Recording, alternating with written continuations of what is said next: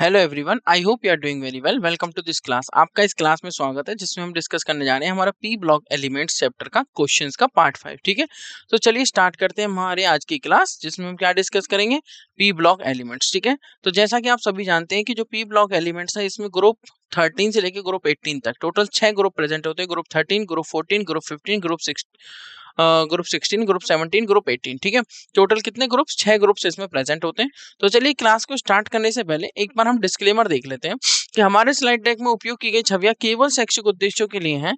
हम इन छवियों के मूल रचनाकारों और मालिकों के बौद्धिक संपदा अधिकारों का सम्मान करते हैं। यदि आप इस डेक में उपयोग की गई किसी भी छवि के मालिक हैं और आपको कोई चिंता या समस्या है तो कृपया साथी@iitk.ac.in पर हमसे संपर्क करें, हम छवियों को हटा देंगे। ठीक है एवरीवन, तो चलिए स्टार्ट करते हैं हमारे आज की क्लास। कहां से कहां तक डिस्कस करेंगे आज हम क्वेश्चंस? आज हम डिस्कस करेंगे प्रैक्टिस क्वेश्चन 36 से लेकर प्रैक्टिस क्वेश्चन 44 तक। कहां से कहां तक? अभ्यास के प्रश्न 36 से 44, 44। ठीक है, तो ये रहा आपके सामने क्वेश्चन नंबर 36। क्या कह रहा है question number 36? The structure of XeO3, xenon का एक ऑक्साइड है जिसका स्ट्रक्चर आपको बताना है। वेस्पर थ्योरी हमने पढ़ रखी है, valence shell electron pair repulsion theory. क्या पढ़ रखी है हमने? Valence shell electron pair repulsion theory. Hint मैं आपको दे देता हूं, इसकी हाइब्रिडाइजेशन, इसकी जो हाइब्रिडाइजेशन होगी वो क्या होगी, मतलब इसकी ज्योमेट्री क्या होनी चाहिए बताइए। शेप आप बता दीजिए, ज्योमेट्री मैं बता देता हूँ। टेट्राहेड्रल। ज्योमेट्री क्या होगी? टेट्राहेड्रल। हाइब्रिडाइजेशन आप बता सकते हैं क्या होनी चाहिए हाइब्रिडाइजेशन? अगर XeO3 जो कि टेट्राहेड्रल में है तो हाइब्रिडाइजेशन sp3 होनी चाहिए। अब शेप आप मुझे बताइए कि लीनियर होगी, प्लेनर होगी, पिरामिडल होगी या टी शेप होगी। ठीक है, तो इस क्वेश्चन को सॉल्व करने के लिए मैं आपको देता हूँ 10 सेकंड का समय। अब तो मैंने काफी ज्यादा हिंट प्रोवाइड कर दिया, अब आप इजीली इस क्वेश्चन को अटेम्प्ट कर सकते हैं। आपको दिए जाने वाले 10 सेकंड शुरू होते हैं अब। 10 सेकंड के बाद हम देखेंगे इस क्वेश्चन का सॉल्यूशन।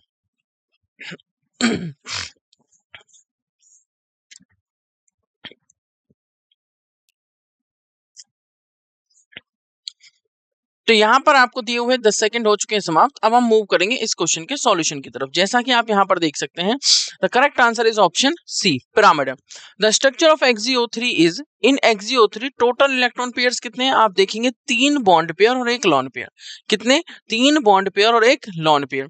ठीक है, तो ये रहा लॉन पेयर और ये रहे बॉन्ड पेयर्स। ठीक है, ये क्या है? ये क्या है आपके बॉन्ड पेयर्स। वेस्पर थ्योरी के अकॉर्डिंग हम क्या लेके चलते हैं एक्चुअली में? डबल बॉन्ड को एक सुपर बॉन्ड की तरह लेके चलते हैं, मतलब एक ही इलेक्ट्रॉन पेयर में काउंट करते हैं, एक ही बॉन्ड में उसको काउंट करते हैं, एक ही बॉन्ड पेयर में सुपर बॉन्ड की तरह ले लेते हैं।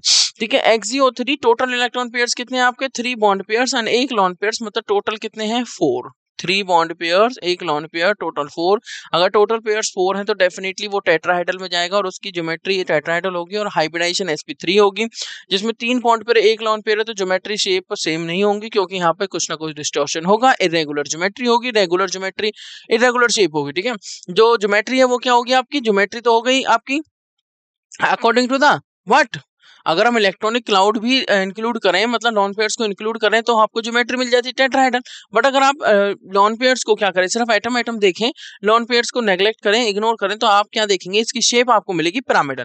तो sp3 hybridization and pyramidal shape है। ये क्या है? ये पिरामिडल शेप। जबकि अगर आप ज्योमेट्री देखें तो वो क्या दिख रही है आपको? यहाँ पर क्लियरली हमें विजिबल है, इसकी ज्योमेट्री क्या है आपकी? टेट्राहेड्रल। क्या ज्योमेट्री है इसकी? टेट्राहेड्रल। आई होप आपको ये क्वेश्चन क्लियर होगा। क्वेश्चन नंबर 36 का correct answer is option C. मैं रिपीट कर देता हूं, XeO3 टोटल इलेक्ट्रॉन पेयर्स 4, जिनमें से 3 bond pair, 1 lone pair, hybridisation sp3, geometry tetrahedral, shape pyramidal, shape pyramidal. ठीक है एवरीवन, तो 36 का ऑप्शन सी। मूव करेंगे नेक्स्ट क्वेश्चन, क्वेश्चन नंबर 37 की तरफ। तो ये रहा आपका question number 37।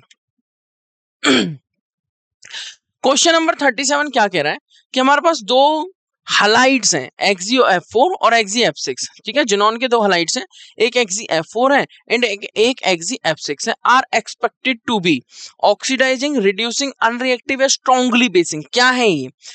Oxidising, reducing, unreactive या स्ट्रांगली बेसिक। बहुत सिंपल क्वेश्चन है, बहुत ज्यादा सिंपल, डायरेक्ट एक क्वेश्चन समझो आप इसे। ठीक है, और इस क्वेश्चन को सॉल्व करने के लिए मैं फिर भी आपको 10 सेकंड का समय देता हूं। XeF4 जिसमें Xe का ऑक्सीडेशन नंबर आप देख सकते हैं 4 +4 और XeF6 में +6 देख सकते हैं। तो oxidising agent, reducing agent, unreactive या स्ट्रांगली बेसिक। ऑक्सीडाइजिंग आपको बताइए जो दूसरे का ऑक्सीडेशन करे, खुद का रिडक्शन करे, that is oxidising agent. Reducing agent तो दूसरे को रिड्यूस करे और खुद को ऑक्सीडाइज करे, दैट इज रिड्यूसिंग एजेंट। ठीक है, अनरिएक्टिव जो नॉट रिएक्टिव वो रिएक्शन ही ना करे। ठीक है, स्ट्रांगली बेसिक जो क्या हो? स्ट्रॉन्ग बेस, बेस समझते हो? ठीक है, तो बेस जो कैसा हो, स्ट्रॉन्ग हो, वीक नहीं, स्ट्रॉन्ग की बात हो रही है। चलिए इस क्वेश्चन को सॉल्व करने के लिए मैं देता हूं आपको 10 सेकंड का समय। 10 सेकंड के बाद हम देखेंगे इस क्वेश्चन का सॉल्यूशन। तो आपको दिए जाने वाले 10 सेकंड शुरू होते हैं अब।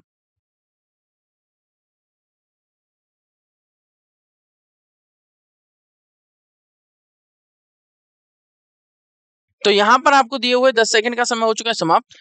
तो चलिए आप देखते हैं इस क्वेश्चन का सॉल्यूशन। जैसा कि आप यहां पर देख सकते हैं, करेक्ट आंसर होगा ऑप्शन ए, ऑक्सीडाइजिंग। तो XeF4 ऑक्सीडाइजेज पोटेशियम आयोडाइड। जैसे कि आप देख सकते हैं यहां पर क्या है, आयोडीन -1 में है और ये गया 0 में। ठीक है, आयोडीन किसमें, -1 में गया 0, मतलब पोटेशियम आयोडाइड जो है Ki, उसके आयनिक फॉर्म हमने लिखी है। और यहाँ पे XeF4 ये किसमें, +4 में, ये किसमें आ गया आपका 0 में। तो -1 से 0 इंक्रीज इन ऑक्सीडेशन नंबर और +4 से 0 डिक्रीज इन ऑक्सीडेशन नंबर। तो इसने खुद का क्या किया, रिडक्शन, और इसका क्या किया, ऑक्सीडेशन। ठीक है, उसी तरीके से XeF6 भी hydrogen like oxidises hydrogen like other xenon fluorides, बाकी जिनोन के फ्लोराइड्स की तरह ये ऑक्सीडाइज हाइड्रोजन को कर देता है। ठीक है, इसका मतलब ये हुआ ऑक्सीडाइजेस किसको किया इसने, आयोडाइड को। ठीक है, और किसको कर दिया, हाइड्रोजन को। तो दो मैंने पॉइंट बता दिए। तो मैं क्या रिपीट करना चाहता हूँ कि XeF4 पोटेशियम आयोडाइड को ऑक्सीकृत करता है। XeF4 + 4I negative gives 2I2 + 4F negative plus xenon. XeF4 + 4I negative gives 2I2, ठीक है, plus 4F negative plus xenon. XeF6 अन्य जिनोन फ्लोराइड्स की तरह हाइड्रोजन को ऑक्सीकृत भी करता है। तो XeF6 oxidises hydrogen like other xenon fluorides. क्या कर रहा है ये, XeF6 oxidises hydrogen like other xenon fluorides. ठीक है, hydrogen like other xenon fluorides. ठीक है एवरीवन, मतलब ये हाइड्रोजन को ऑक्सीडाइज करता है अन्य जिनोन फ्लोराइड्स की तरह। तो correct answer for question number 37 is option A, oxidising. XeF4 and XeF6 are expected to be oxidising agent. किसकी तरह बिहेव कर रहे हैं, ऑक्सीडाइजिंग एजेंट की मतलब जो दूसरे का क्या करें, ऑक्सीडेशन, खुद का क्या करें, reduction, oxidise others and reduce itself. ठीक है एवरीवन, चलिए हम मूव करेंगे हमारे आज की क्लास के नेक्स्ट क्वेश्चन, क्वेश्चन नंबर 38 की तरफ। ये रहा आपका क्वेश्चन नंबर 38। कह रहा है which of the following acids possesses oxidising, reducing and complex forming properties, जिसमें तीनों प्रॉपर्टीज हो। बड़ा इंटरेस्टिंग क्वेश्चन है और डायरेक्ट भी है। HCl, HNO2, H2SO4 और HNO3, ये तो हमें पता है चारों एसिड है। ठीक है, अब आपको बताना है कि कौन सा acid, which of the following acids possesses oxidising, reducing and complex forming properties. ठीक है एवरीवन, चलिए इस क्वेश्चन को सॉल्व करने के लिए मैं आपको देता हूं 10 सेकंड का समय। 10 सेकंड के बाद हम देखेंगे इस क्वेश्चन का सॉल्यूशन। आपको दिए जाने वाले 10 सेकंड शुरू होते हैं अब।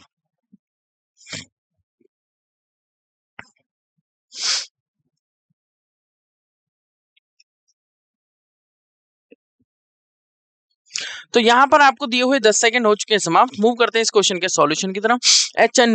HNO2 नाइट्रस एसिड, जिसको हम ऑर्गेनिक केमिस्ट्री में तो होनो होनो करके यूज करते हैं। कैसे, HONO, होनो, होनो मतलब नाइट्रस एसिड, मतलब HNO2। ठीक है, तो which of the following acids possesses oxidising, reducing and complex forming properties, वो है हमारा nitrous acid. HNO2 possesses all of these three properties, forming properties as in it oxidation number of nitrogen is +3 and it means it between -3 to +5। तो ये दोनों तरह से behave कर सकता है।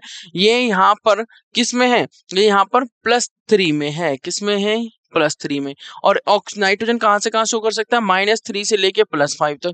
मतलब ये -3 से लेके +5 तक जा सकता है, मतलब ये डिक्रीज भी कर सकता है अपना ऑक्सीडेशन नंबर और इंक्रीज भी कर सकता है। मतलब ऑक्सीडाइजिंग की तरह भी बिहेव कर सकता है और रिड्यूसिंग की तरह भी बिहेव कर सकता है और कॉम्प्लेक्स फॉर्मिंग प्रॉपर्टीज भी हैं इसके अंदर।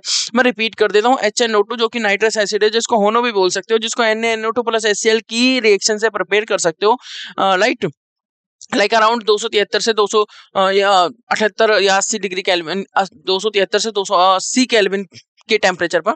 तो HNO2 possesses oxidizing, reducing and complex forming properties as in it oxidation number of nitrogen, as in this complex HNO2 में जो नाइट्रोजन का ऑक्सीडेशन नंबर है that is +3, it means it is ranging between -3 to +5, so it can decrease its oxidation number or also it can increase its oxidation number। ठीक है, दोनों काम कर सकता है। ठीक है एवरीवन, तो क्वेश्चन नंबर 38 का करेक्ट आंसर क्या दिख रहा है आपको, definitely obviously option B. Move करेंगे नेक्स्ट क्वेश्चन, क्वेश्चन नंबर 39 की तरफ। तो ये है आपका क्वेश्चन नंबर 39, जिसमें आपको दो कॉलम दे रखे हैं, कॉलम 1 एंड कॉलम 2। मैच करना है आपको। Match the species given in column 1 with properties given in column 2। A B C D E, ठीक है, ए बी सी डी ई। ए क्या दे रखा है? Diborane. B gallium. C borax. D aluminosilicate. E quartz. Diborane और कॉलम 2 में फर्स्ट क्या दे रखा है? Used as a flux for soldering materials. देखते ही सोचते ही याद आ गया कि ये किसका यूज है। क्रिस्टलाइन फॉर्म ऑफ सिलिका, पता लग गया कौन है crystalline form of silica. Banana bonds, किसके अंदर है बनाना बॉन्ड्स? देखते पता लग गया। Low melting point, high boiling point, useful for measuring high temperature. किसको यूज करते हैं फॉर मेजरिंग हाई टेम्परेचर? जिसका मेल्टिंग पॉइंट तो लो होता है पर बॉइलिंग पॉइंट हाई होता है। Used as a catalyst in petrochemical industries. बड़ा सिंपल क्वेश्चन है, बहुत सिंपल, सबके यूजेस पूछे हुए हैं, ठीक है, जिसमें आपको दिए हुए हैं diborane, gallium, borax, aluminium, aluminosilicates and quartz. ठीक है, इस क्वेश्चन को सॉल्व करने के लिए मैं आपको देता हूं 10 सेकंड का समय। 10 सेकंड के बाद हम देखेंगे इस क्वेश्चन का आंसर। आपको दिए जाने वाले 10 सेकंड शुरू होते हैं अब।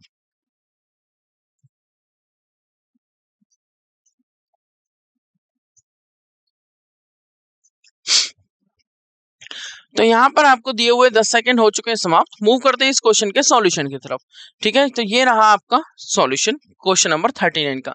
करेक्ट आंसर इज ऑप्शन ए। 8 का 3, बी का 4, सी का 1, डी का 5, ई का 2। कैसे?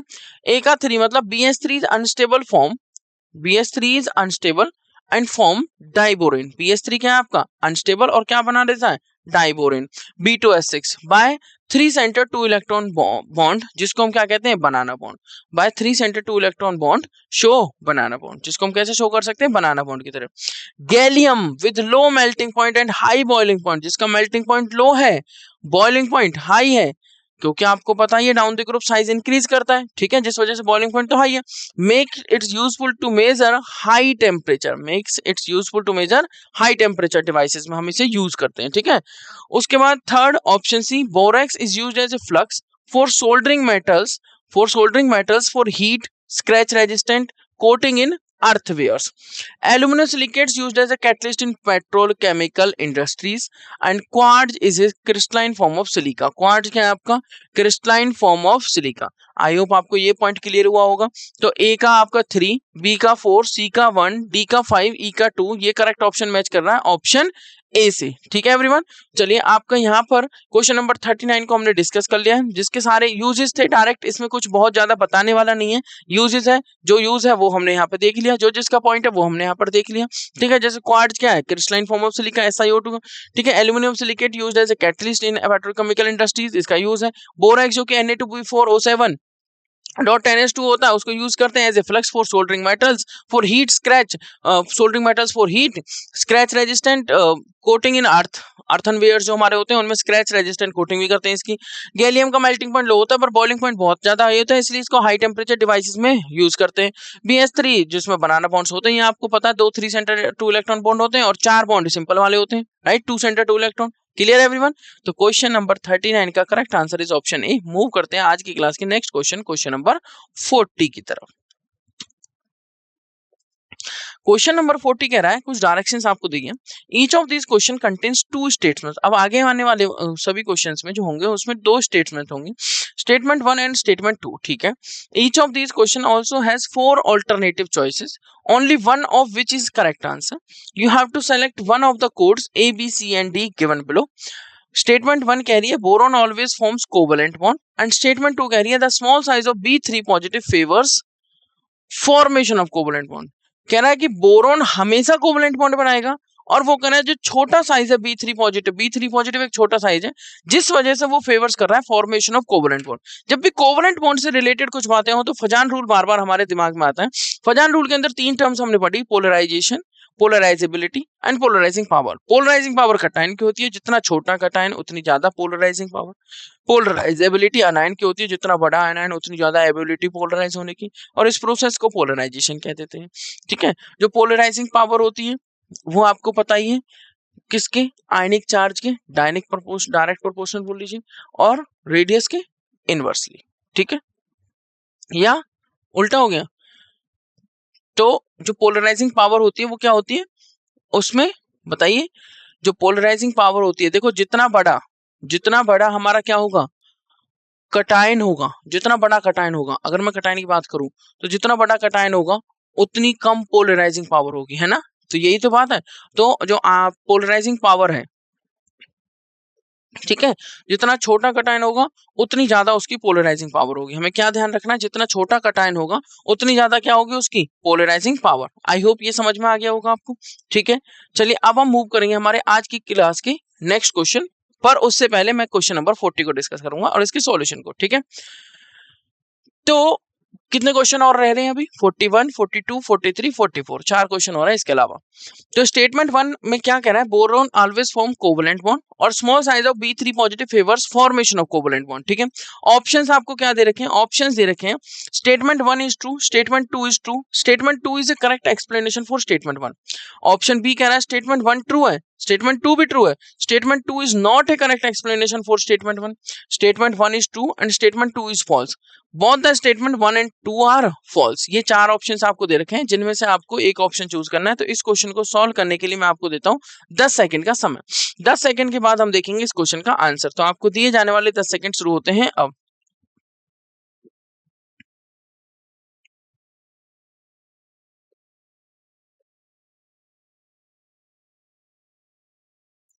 तो यहाँ पर आपको दिए हुए 10 सेकंड समाप्त होते हैं। मूव करते हैं इस क्वेश्चन के सॉल्यूशन की तरफ। जैसा कि आप देख सकते हैं स्टेटमेंट 1 कह रही है boron always form covalent bond and the small size of B3 positive favours formation of covalent bond. बिल्कुल ठीक बात है, boron always form covalent bond because boron requires very very high energy to form B3 positive and again B3 positive is due to its very small size and high polarizing power. Due to its small size and high polarizing power it cause greater polarization and eventually significant covalent characteristics according to Fajans rule, ठीक है। It is having significant covalent characteristics, ठीक है। So thus it cause a greater polarization and eventually significant covalent characteristics according to Fajan rule. So ये क्या करेगा, boron always form covalent bond and the small size of B3 positive favors formation of covalent bond. बिल्कुल ठीक बात है। Statement 1 is true, Statement 2 is true and Statement 2 is not a correct explanation for Statement 1. ये बात दोनों तो true है but Statement 2 statement 1 को प्रॉपर्ली एक्सप्लेन नहीं कर पा रही है। रीजन कुछ ये आने थे, स्मॉल साइज और हाई पोलराइजिंग पावर, ठीक है एवरीवन। ये रहा क्वेश्चन नंबर 40 जिसका आंसर है ऑप्शन बी। मूव करते हैं नेक्स्ट क्वेश्चन, क्वेश्चन नंबर 41 की तरफ। कह रहा है स्टेटमेंट 1, स्टेटमेंट्स वही दे रखी हैं जो पीछे डायरेक्शंस बताई थी वही है। इन वाटर ऑर्थोबोरिक एसिड मतलब H3BO3 behaves as a weak monobasic acid, ठीक है। और क्या कह रहा है statement 2, in water orthoboric acid act as a proton donor. अब ऑप्शंस दे रखे हैं वही 4 ऑप्शंस आपको दे रखे हैं ABCD। इन 4 ऑप्शंस में से कोई एक ऑप्शन आपको चूज करना है। ऑर्थोबोरिक एसिड H3BO3 होता है, वो कह रहा है in water orthoboric acid behaves as a weak monobasic acid और in water orthoboric acid act as a proton donor. बताइए इस क्वेश्चन का आंसर। तो इस क्वेश्चन को सॉल्व करने के लिए मैं आपको देता हूं 10 सेकंड का समय। बहुत सिंपल क्वेश्चन है, 10 सेकंड के बाद हम देखेंगे इस क्वेश्चन का आंसर। तो आपको दिए जाने वाले 10 सेकंड शुरू होते हैं अब।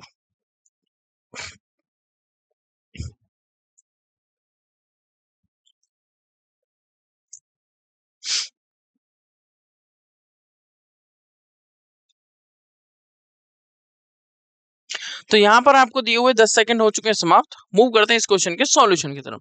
जैसा कि आप देख सकते हैं in water orthoboric acid behaves as a weak monobasic acid. यहाँ पे आप देख सकते हैं H3BO3 बी पर 3 OH लगे हुए हैं, BOH होल थ्राइस भी इसको हम बोल देते हैं किसको, ऑर्थोबोरिक एसिड को। ये हमारा BOH होल थ्राइस है। इसमें क्या है, ये क्या है, इलेक्ट्रॉन डेफिशिएंट टाइप का, ठीक है। तो बोरोन क्या करेगा, इलेक्ट्रॉन एक्सेप्ट करेगा ऑक्सीजन के लोन पेयर से। कहाँ से आया ऑक्सीजन, वाटर में जुड़ा हुआ है, ठीक है। अब क्या होगा, OH नेगेटिव को ले लेगा, तो इसने क्या किया, OH2 यहाँ पर अटैच हो गया, इस पर पॉजिटिव आ गया, इसने हाइड्रोजन से बॉन्ड ब्रेक किया और H पॉजिटिव यहाँ से रिलीज कर दिया, तो बन गया BOH। ये क्या बन गया, BOH होल 4 नेगेटिव। एक तरीके से क्या बन गया, BOH होल 4 नेगेटिव। तो in water orthoboric acid behaves as a weak monobasic acid, Lewis acid. Electron pair acceptors are known as Lewis acid. This is not a Lewis base, this is an Lewis acid, क्योंकि ये क्या कर रहा है, electron accept कर रहा है। आई hope ये क्लियर हुआ होगा, ठीक है। तो क्या हुआ, in water orthoboric acid behave as a weak monobasic Lewis acid, ठीक है, वीक मोनोबेसिक लुईस acid. तो statement 1 is true and statement 2 is true and statement 2 is correct explanation for statement 1. So correct answer is option A for question number 41. ठीक है, 41 का जो correct answer है वो है ऑप्शन ए. आई होप आपको समझ में आया होगा. ये वीक मोनोबेसिक एसिड है और ये प्रोटॉन डोनेट कर रहा है. ये क्या कर रहा है? Proton donate. बट उससे पहले क्या कर रहा है? Electron accept. तो इलेक्ट्रॉन एक्सेप्ट कर रहा है तो ये एसिड है, बट कैसा है? Weak monobasic acid. Clear everyone? Move करेंगे नेक्स्ट क्वेश्चन, क्वेश्चन नंबर 42 की तरफ. 41 का करेक्ट आंसर है ऑप्शन ए. ये रहा 42 क्वेश्चन. फिर से डायरेक्शंस दे रखी है और स्टेटमेंट दे रखी है. स्टेटमेंट कह रही है SiCl4 एंड CCl4. ठीक है, दोनों 14 ग्रुप के मेंबर्स हैं, कार्बन एंड सिलिकॉन, और हलाइड्स बना रखे हैं. Only SiCl4 reacts with water. CCl4 water के साथ रिएक्ट नहीं करता.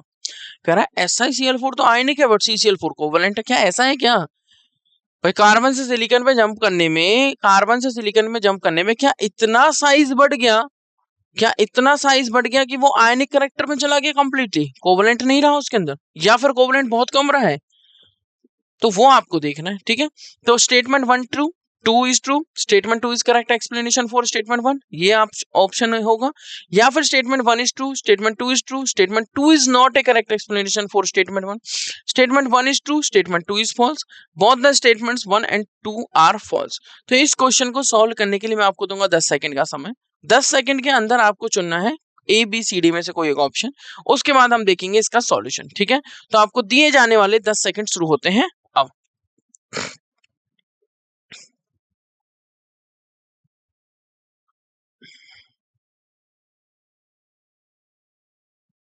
तो यहां पर आपको दिए हुए 10 सेकंड का समय होता है समाप्त. मूव करेंगे इस क्वेश्चन के सॉल्यूशन की तरफ. जैसा कि आप यहां पर देख सकते हैं, between SiCl4 and CCl4 only SiCl4 reacts with water. और दूसरा आपको दे रखा है SiCl4 is ionic and CCl4 is covalent. तो statement 1 is true but statement 2 is false. Statement 1 is true but statement 2 is false. SiCl4 is also covalent bonded. SiCl4 जो बन रहा है ये भी कोवलेंट बॉन्डेड है. SiCl4 भी कोवलेंट है, इस ये आयनिक नहीं है. SiCl4 भी क्या है? कोवलेंट है, ये आयनिक नहीं है. मतलब इसके अंदर भी क्या है? पोलराइजिंग पावर है. ठीक है, तो between SiCl4 and CCl4 only SiCl4 reacts with water. ये तो ट्रू है, but SiCl4 is also covalent, it is not ionic. Statement 2 is false. ठीक है, तो correct option is option C for question number 42. चलिए अब मूव करते हैं हमारे आज की क्लास के last question, second last question, not last, second last question, question number 43 की तरफ. 42 का करेक्ट आंसर हो गया ऑप्शन सी. ये रहा आपका क्वेश्चन नंबर 43. अब इसमें डायरेक्शन थोड़ी चेंज है. कह रहा है इन द फॉलोइंग क्वेश्चंस. अब जो क्वेश्चंस आएंगे, assertion and E followed by reason R is given. Choose the correct answer out of the following choices. तो असर्शन क्या दे रखी है आपको? असर्शन दे रखी है silicones are water repelling in nature. जो सिलिकॉन्स होते हैं वो क्या है? वाटर रिपेलिंग नेचर में. रीजन क्या दे रखा है? सिलिकॉन्स आर ऑर्गेनोसिलिकॉन पॉलीमर्स जिनके पास ये यूनिट होती है as a repeating unit R2SiO. Repeat करता हूं, silicones are water repelling in nature. Reason, silicones are organosilicon polymer which have R2SiO as repeating unit. Options दे रखे हैं. Assertion and reason both are correct and reason is the correct explanation of assertion.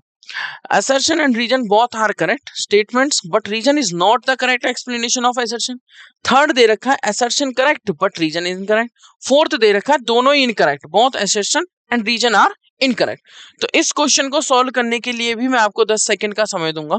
बहुत simple सा question है. ठीक है, तो यहां पर आपको दिए जाने वाले 10 सेकंड शुरू होते हैं. उसके बाद हम देखेंगे इस क्वेश्चन का सॉल्यूशन.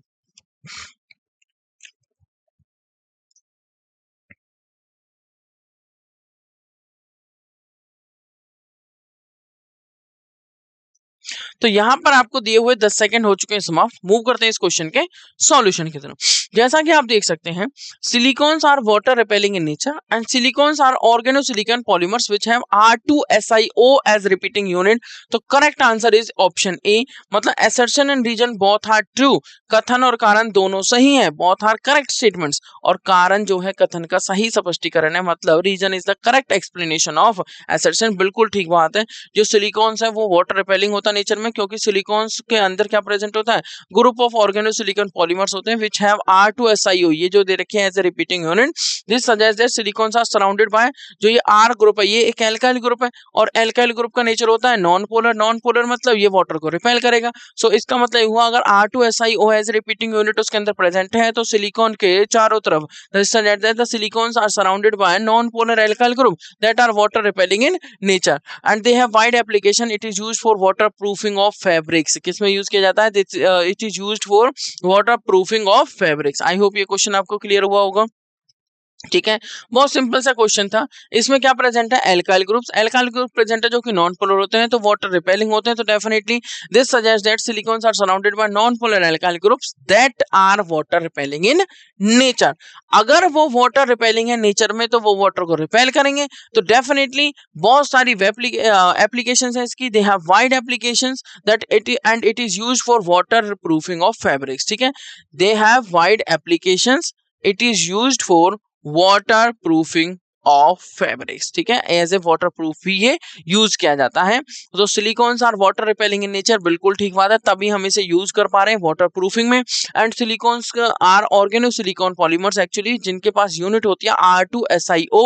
R2SiO यूनिट का मतलब है, एज ए रिपीटिंग यूनिट जो है उसका मतलब ये है R2SiO का, कि इसके पास सिलिकॉन के सराउंडिंग में R प्रेजेंट है। R प्रेजेंट है तो इसका मतलब एल्काइल ग्रुप प्रेजेंट है, मतलब वाटर रिपेलिंग ग्रुप प्रेजेंट है, मतलब कि ये वाटर रिपेलिंग होंगे नेचर में।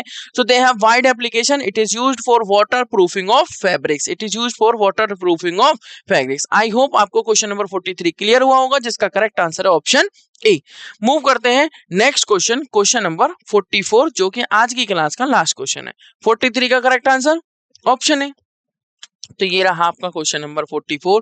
क्या कह रहा है, direction in the following question assertion A followed by reason R is given. ठीक है, choose the correct answer out of the following choices. Assertion reason आपको दे रखे हैं, क्या दे रखा है assertion, nitrogen and oxygen are main components in the atmosphere but these do not react to form oxides of nitrogen.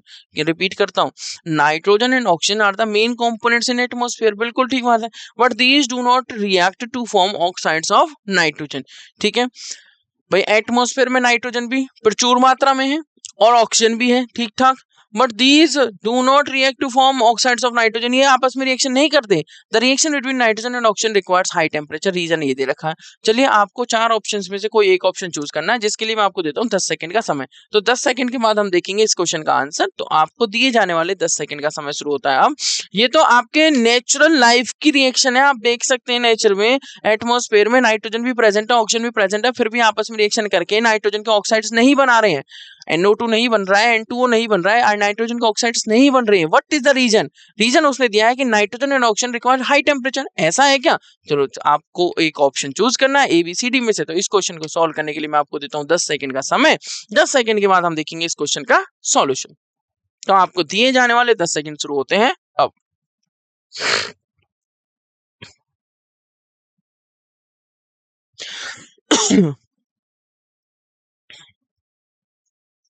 तो यहां पर आपको दिए गए 10 सेकंड का समय हो चुका है समाप्त। मूव करेंगे इस क्वेश्चन के सॉल्यूशन की तरफ। तो चलिए देखते हैं इस क्वेश्चन का सॉल्यूशन। करेक्ट आंसर होगा ऑप्शन ए, मतलब nitrogen is an inert gas. आपको पता है N ट्रिपल बॉन्ड N होता है, ये N ट्रिपल बॉन्ड है, तो बहुत ज्यादा इनर्ट है नेचर में, बहुत ज्यादा अनरिएक्टिव है। Nitrogen is an inert gas because of the presence of strong bond. That's why although there is 78%, around 78% nitrogen present in the atmosphere, but nitrogen oxide is not formed under ordinary conditions. But when temperature is high enough, high लगभग 2000 kelvin के करीब, it reacts with oxygen to form nitrogen oxide. It reacts with oxygen to form nitrogen oxide. लगभग 1750 के करीब जब temperature होगा, ठीक है, लगभग जब 1700 से 1750 के बीच में टेम्परेचर होगा डिग्री सेल्सियस में, तब जाके ये रिएक्शन करेगा नाइट्रोजन किसके साथ, ऑक्सीजन के साथ, तो और बनाएगा नाइट्रोजन ऑक्साइड, मतलब N2+O2। नियर अबाउट टेम्परेचर रखना 2000 केल्विन, बन गया आपका 2NO। Thus assertion and reason both are true and reason is the correct explanation of the assertion. Assertion भी true है कि nitrogen and oxygen are main components in the atmosphere but these do not react to form oxides of nitrogen. Reason भी true है that the reaction between nitrogen and oxygen requires high temperature. ठीक है, और reason is the correct explanation of assertion. कितना high temperature? लगभग 2000 kelvin. ठीक है everyone, I hope आपको ये क्वेश्चन समझ में आया होगा, ये क्वेश्चन क्लियर हुआ होगा। Question number 44। तो आज की क्लास में जो हमने क्वेश्चन डिस्कस किए वो थोड़े मिक्स्ड टाइप के क्वेश्चन थे। हमने क्वेश्चंस हैलोजेंस के भी देखे, हमने क्वेश्चंस चाल्कोजेंस के भी देखे, हमने बोरोन फैमिली, उसके अलावा हमने क्या देखा, हमने क्वेश्चंस नोबल गैसेस के भी देखे। ठीक है एवरीवन, तो मिक्स्ड क्वेश्चन आज हमने डिस्कस किए। कहां से कहां तक? क्वेश्चन नंबर 36 से लेके क्वेश्चन नंबर 44 तक। ठीक है, तो सारे कॉन्सेप्ट्स, सारे क्वेश्चंस आई होप आपको क्लियर होंगे, आपने अच्छे से प्रैक्टिस भी कर रहे होंगे। ठीक है, so this is all about this today's class. मैं फिर से आपको एक इंपॉर्टेंट बात बताना चाहता हूं जो मैं हर क्लास में बता रहा हूं। पी ब्लॉक एलिमेंट्स के लिए प्राइमरीली आपको क्या करना है, NCERT book line by line read करनी है। लाइन बाय लाइन में जो पॉइंट्स लिखे हुए हैं वही तो क्वेश्चन की फॉर्म में पूछे जा रहे हैं। बार बार उन्हीं को assertion, reason, statements, theoretical questions बना के आपसे बार बार पूछे जा रहे हैं। बहुत ज्यादा न्यूमेरिकल क्वेश्चंस इसमें है ही नहीं। ठीक है, सो आपको उसकी प्रैक्टिस करनी है जरूर। ठीक है everyone, so this is all about the question number 36 to question number 44, and this is all about the session. So it's time to say thank you. So thank you so much everyone, have a nice day, take care, goodbye, धन्यवाद।